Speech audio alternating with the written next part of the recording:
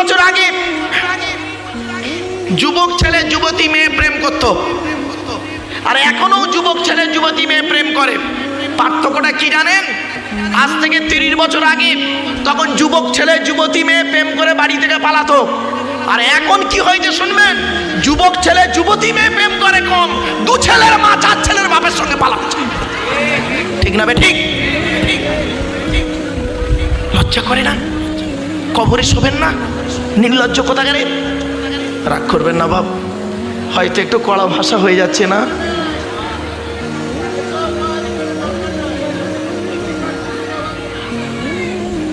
আমার বাপেরা, অনুরোধ করে বলে যাচ্ছি, ব্যভিচার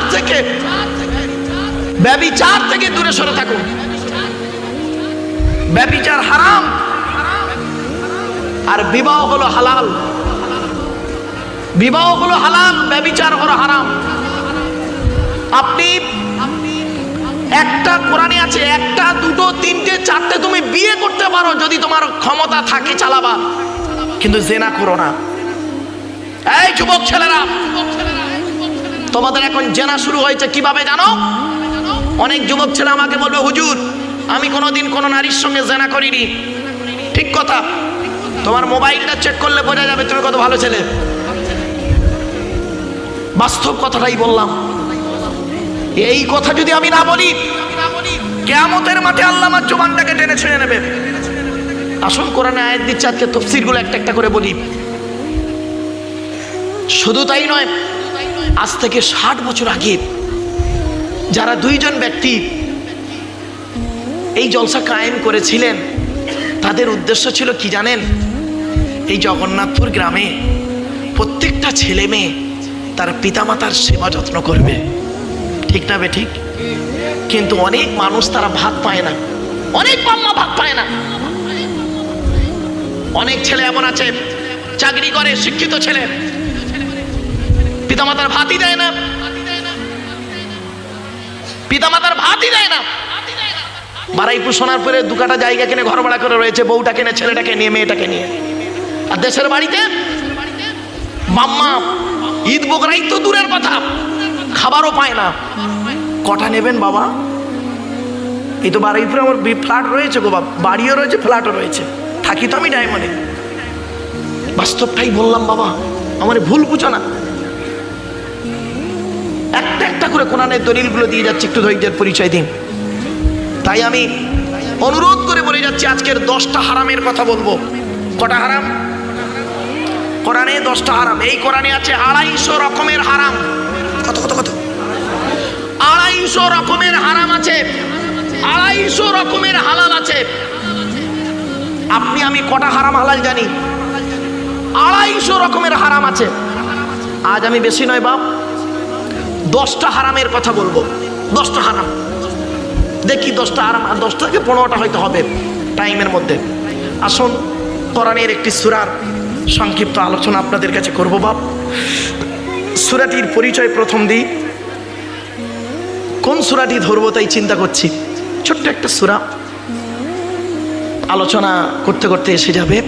তার আগে একবার নবীর উপরে দরুদ শরীফ পড়ুন। আল্লাহুম্মা সাল্লি আলা সাইয়্যিদিনা মাওলানা মুহাম্মদ ওয়া আলা আলি সাইয়্যিদিনা মাওলানা মুহাম্মদ।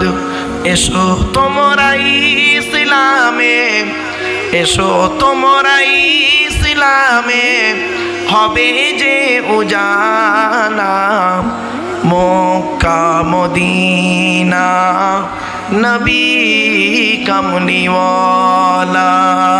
আল্লাহুম্মা সাল্লি আলা মাওলানা মুহাম্মদ ওয়া আলা আলি সাইয়্যিদিনা মাওলানা মুহাম্মদ। এই কোরআন পড়তে গেলে সর্বপ্রথম কি পড়তে হয় জানেন বা? আল্লাহর কোরআন বলছে, ইন্নাহু লাকুরআনুন কারীম ফি কিতাবিম মাকনুন লা ইয়ামাসসুহু ইল্লাল মুতাহহারুন।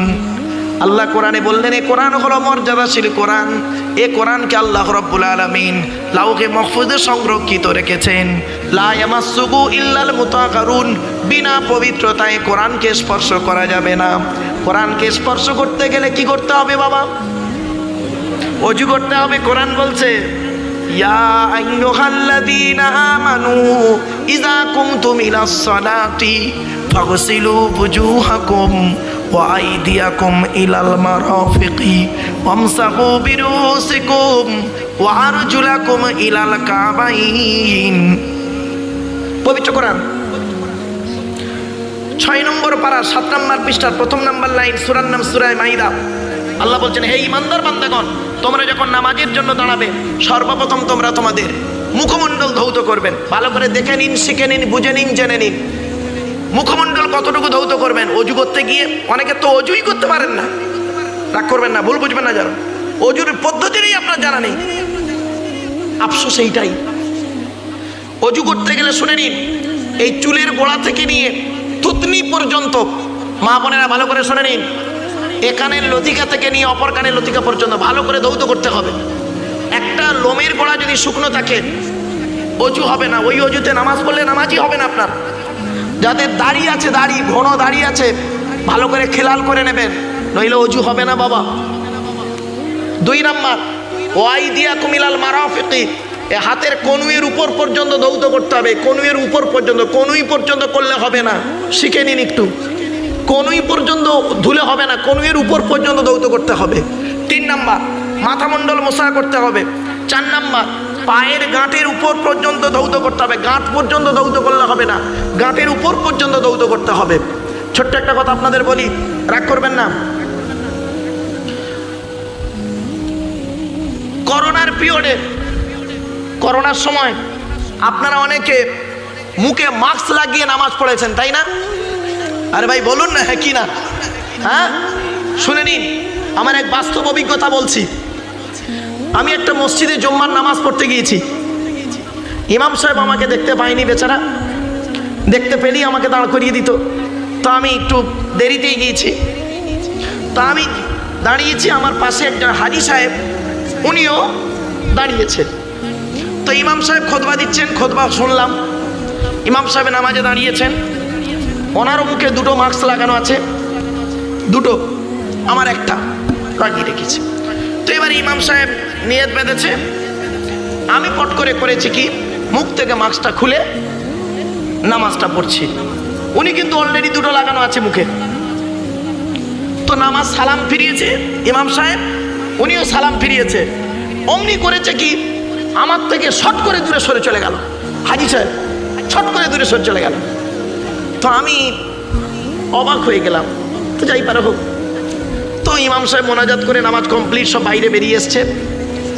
উনি করেছেন কি, ওই হাজি সাহেব 2-4 জন লোককে নিয়ে মসজিদের বাইরে আমার সম্পর্কে উল্টো পাল্টা কথা শুরু করে দিয়েছে। কি কথা না, উনি একজন আলেম হয়ে নামাজের সময় সব লোক মুখে মাস্ক পরে নামাজ পড়ছে, উনি মাস্কটা খুলে নিলেন, খুলে নিয়ে নামাজ পড়ছে। যত দিন যাচ্ছে তত নতুন নতুন হাদিস বেরোচ্ছে বলে অনেক কথা বলছে। আমি ব্যাপারটা বুঝতে পারিনি। মসজিদ থেকে বের হয়েছি, বের হয়ে শুনছি যে এই ব্যাপার। আমি বললাম কি হয়েছে বাবা? তখন উনি চুপ করে গেলেন। পাশ থেকে একজন বলছে আপনি মুখ থেকে নাকি নামাজের সময় মাস্ক খুলে নিয়েছেন নামাজের আগে? বললাম হ্যাঁ, অসুবিধে কি? তো বলছে উনি একটু উল্টোপাল্টা বলছেন ইত্যাদি ইত্যাদি। তা আমি ভদ্রলোককে বললাম বাবা হাজি সাহেব,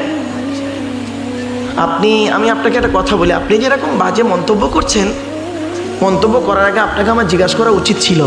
তো যাই হোক, আপনাকে একটা প্রশ্ন করছি বাবা অত লোকের সামনে, যে আপনি জ্ঞানী হাজি না অর্থ আছে বলে হজ করে এসছেন, কোনটা? ভালো করে শুনে নিন, কেউ রেগে যাবেন না। এখানে একটা মারাত্মক জিনিস শেখাবো, তাই জন্য বলছি। বললাম আপনি জ্ঞানী হাজি, জ্ঞান অর্জন করে হজে গিয়েছেন না ছেলেদের পয়সা আছে রিটায়ারের টাকা পেয়ে হজে গেছেন, কোনটা আগে বলুন, তারপর আপনাকে সেই মতো বোঝাবো। না না না, কেন কেন? বললাম শোনেন, আপনার জানা আছে কি, এবার আপনাদের বলি শুনে নিন, আমার বাবার কথা নয়, নবীজি বলেছেন, মুহাম্মদ সাল্লাল্লাহু আলাইহি ওয়াসাল্লাম বলেছেন, কোরআন